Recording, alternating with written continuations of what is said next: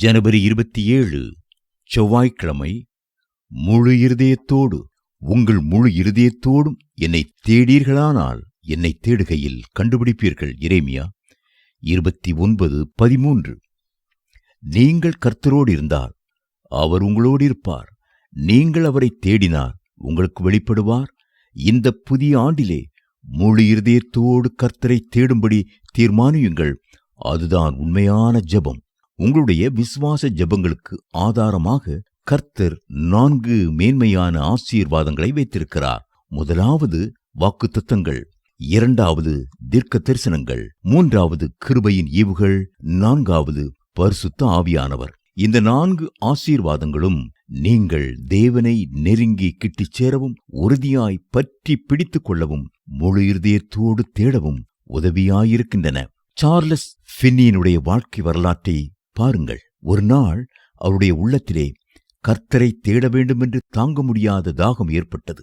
ஆகவே 3 மணி நேரம் தேவ சமூகத்திலிருந்து ஜெபிக்கப் போகிறேன், அவரை தேடப் போகிறேன் என்று சொல்லிவிட்டு தனிமையான இடத்திற்கு போய் ஜெபிக்க முழங்கால் படியிட்டார்.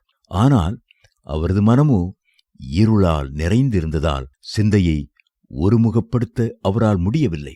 3 மணி நேரம் என்று அவர் பொருத்தனை பண்ணினபடியால் அந்த நேரத்தை எப்படி செலவிடுவது என்று தெரியாமல் தவித்தார். ஐயோ, நான் தேவனை ஏதோ துக்கப்படுத்தி விட்டேனோ, அவரை வேதனைப்படுத்தி விட்டேனோ, அவருடைய பிரசன்னத்தை உணர முடியவில்லையே என்று கதறினார். அப்பொழுது அவருடைய மனத்திரையில் ஒரு வசனம் பளிச்சிட்டது. உங்கள் முழு இருதயத்தோடும் என்னை தேடீர்களானால் என்னை தேடுகையில் கண்டுபிடிப்பீர்கள். எரேமியா 29:13 என்பதே அந்த வசனம். இந்த வாக்குத்தத்தத்தை உறுதியாய் பிடித்துக் கொண்டார். தேவனே, உம்மை எனக்கு வெளிப்படுத்தும்.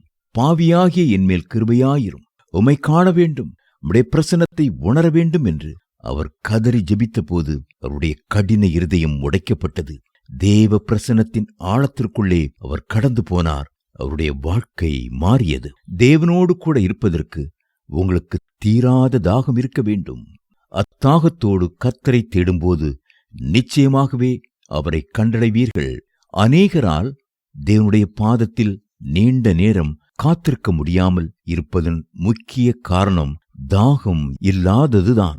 ஏதோ கடமைக்காக ஜெபிப்பதால் சிந்தனை சிதறிப்போய் ஜெபம் பயனற்றதாகிறது. தாவீதின் ஜெப வாழ்க்கையிலே அவருடைய தாகமே அவரை உந்தித் தள்ளியது. என் ஆத்துமா தேவன் மேல், ஜீவனுள்ள தேவன் மேலேயே தாகமாயிருக்கிறது. நான் எப்பொழுது தேவனுடைய சந்நிதியில் வந்து நிற்பேன். சங்கீதம் 42:2 என்று தாவீது சொன்னார். தேவ பிள்ளைகளே, கர்த்தரை தாகத்தோடு தேடுங்கள், நிச்சயமாய் கண்டடைவீர்கள். தாகமுள்ளவன் மேல் தண்ணீரையும் வறண்ட நிலத்தின் மேல் ஆறுகளையும் ஊற்றுவேன். ஏசாயா 44:3.